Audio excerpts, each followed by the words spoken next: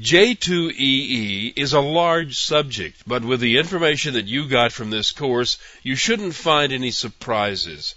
There are lots of details here and there that you will discover as you go along. That's because the system contains so much that it's almost impossible to cover it all. But you should know now exactly what J2EE is and how it works. And you should know which parts of it are going to require some effort on your part. Java server pages are not that difficult. Write one and you have the form of them clear in your head. Basically, you write HTML code and stick some Java code in whenever you feel like it. The JSP process compiles and executes the code and produces some more HTML, and the whole thing becomes one big web page.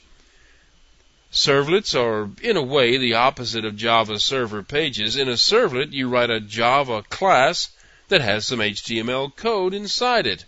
When you execute the class, it outputs the HTML. Java server pages and servlets are almost interchangeable. You should use the one that you're most comfortable with.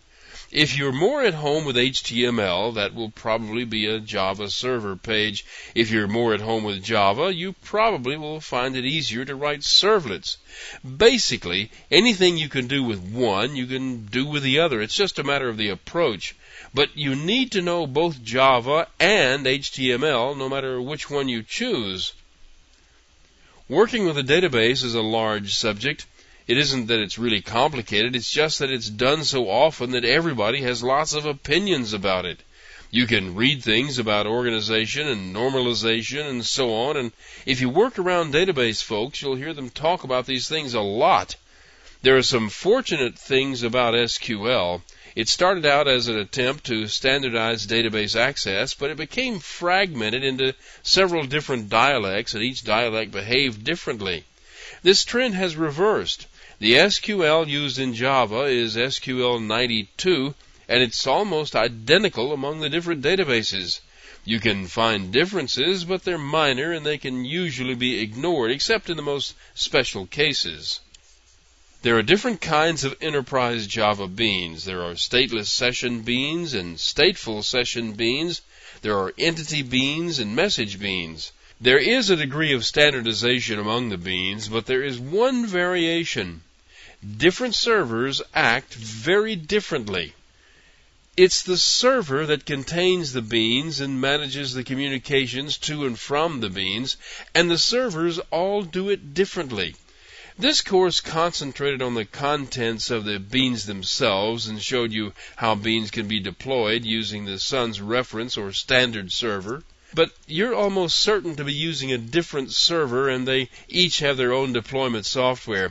You can find out about the beans themselves from the information in this course, but you'll need to research the documentation that comes with your server to find out how to deploy your beans. A web service is similar to a session bean in that it receives a message from a client and generates a response that is returned to that client. I can't tell you which one to use.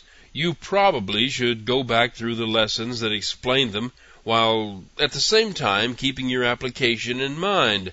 You may find that one is more suitable than the other.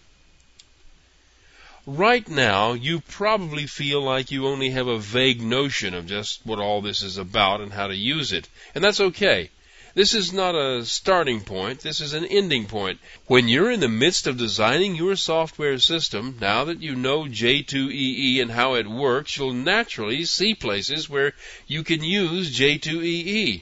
Nothing ever fits exactly, but you could find that a collection of beans or a herd of servlets is just what you need to do a certain job that you need done.